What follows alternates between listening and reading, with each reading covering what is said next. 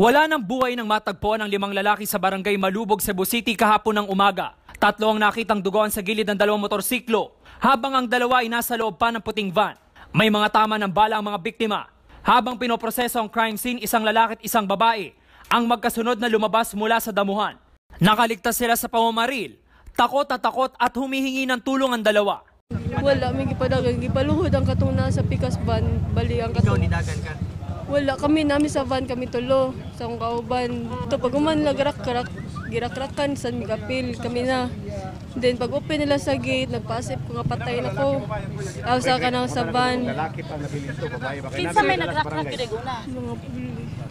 Tumanggi ang babae na sumakay sa police mobile. Ang itinuturo ng mga survivor na nasa likod ng pamamaril, mga nagpakilala umanong pulis, bagay na itinanggi ng mga otoridad. So far, wala pa tayong napuna or na-conclude na talagang pulis ang gumawa, except that naka-black and then there were names mentioned. So all things will have to be verified diligently.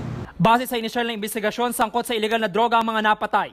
We are trying to consider kung meron ba diyang nangyaring onsehan, no? At double crossing, mga ganon. So kung may double crossing kasi isi-set up kanyan tapos saka kakabibirahin.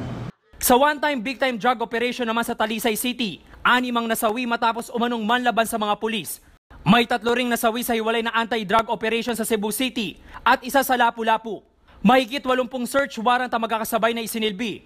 Nakaramihan ay may kinalaman sa iligal na droga. This is the 3rd time that we have an activity like this.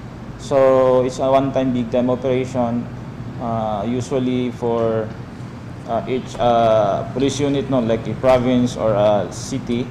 Nagsasagawa na ng investigasyon kaugnay sa nangyari ang Commission on Human Rights Regional Office 7. Minomonitor din nila ang kalagayan sa ospital ng 2 nakaligtas sa pananambang.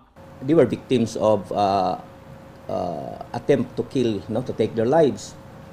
So tendency, even if they are within the confines of the hospital, baka balikan naman sila. Naalarma na rin ang CHR sa tumataas na bilang ng mga napapatay sa operasyon ng mga pulis sa Cebu Island. Ito kasing law enforcement, pag ginamitan na ng baril at namatay yung suspect, kahit sabihin man ng korte na nagkamali ang law enforcement natin, hindi na maibalik yung buhay. Bukas naman daw ang mga pulis sa anumang investigasyon ng CHR. Sa pinakahuling tala ng PIDEA, 4,854 na ang namatay sa anti-drug operations ng Administrasyong Duterte hanggang nitong Agosto. Katumbas ito ng 6 na taong namatay araw-araw.